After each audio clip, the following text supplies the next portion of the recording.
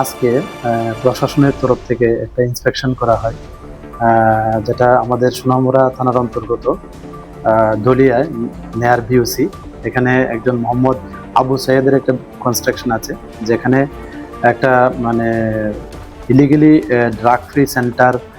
চালাচ্ছে বলে এরকম অভিযোগ। এই অভিযোগের ভিত্তিতে আজকে আমাদের সোনামুড়া থানার প্রশাসনিক আধিকারিকরা এখানে একটা ইন্সপেকশন করে, যেখানে ইন্সপেকশনে দেখা গেছে যে এখানে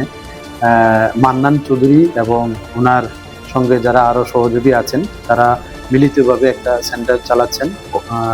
এবং এটা খুবই অবৈধভাবে, এবং কোনো এখানে বৈধ কোনো কাগজপত্র বা কোনো পারমিশন এখানে নেই। এবং এখানে দেখা গেছে যে তারা হিউজ পরিমাণে, মানে তাদের এগেনস্ট এলিগেশন যে তারা হিউজ পরিমাণে টাকা কালেকশন করছে এর নাম করে, এবং তাদের এখানে যে ড্রাগ এডিক্টেড ছেলেরা আছে এখানে মানে রাখে, এবং তাদের এই প্রতিশ্রুতি দেওয়া হয় যে তাদের সেবা শুশ্রূষা করা হবে এবং উপযুক্ত ট্রিটমেন্ট করা হবে। কিন্তু ইন্সপেকশনে দেখা গেল যে এখানে এরকম কোনো ফেসিলিটি নেই, কোনো মেডিকেল হেলথ প্লাস কোনো মানে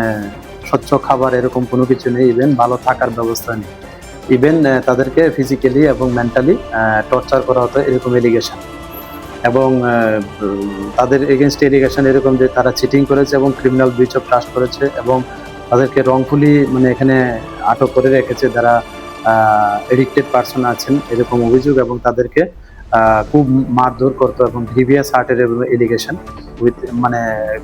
তাদের ষড়যন্ত্র করে। তো এই নিয়ে আমাদের সোনামুড়া ডিসিএম একটা ওনার শ্রী মান্নান চৌধুরী এবং আরও যে ওনার সহযোগীরা আছেন ওনাদের এগেনস্টে একটা আমাদের থানাতে, সোনামুড়া থানাতে একটা এফআইআর দেন, এবং এই এফআইআর এর ভিত্তিতে আমাদের সোনামুড়া থানাতে একটা মামলা রুজু করা হয় ওনাদের এগেনস্টে। তো এই মামলার তদন্তে আমরা যে এবং মানে প্রমাণের ভিত্তিতে, এভিডেন্সের ভিত্তিতে শ্রী মান্নান চৌধুরীকে গ্রেপ্তার করা হয়েছে, যার বাড়ি আমাদের সোনামুড়া থানার অন্তর্গত এনসিনগর ওয়ার্ড নাম্বার 4-এ, এবং ওনার আরেকজন সহযোগী যিনি মধুবন সোনামুড়া কলেজ টিলা ওনার বাড়ি, শ্রী প্রণব আচার্য, ওনাকেও গ্রেপ্তার করেছে এই মামলায়, এবং আগামীকাল ওনাদের মহামান্য আদালতে প্রেরণ করা হবে। সেই সঙ্গে